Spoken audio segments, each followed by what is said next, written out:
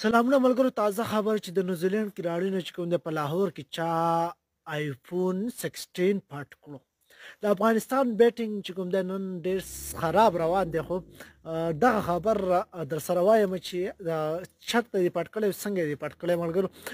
خبر چې پر رسنۍ باندې چې کوم د خبر شوی دی چې د نیوزیلند چې کوم کراړي دی د هغه څخه چې کوم د آیفون 16 پرو میکس چې کوم دغه 16 سوري پرو میکس نه ده، خو 16 چې کوم دغه ورکسو چا دې پټ کو.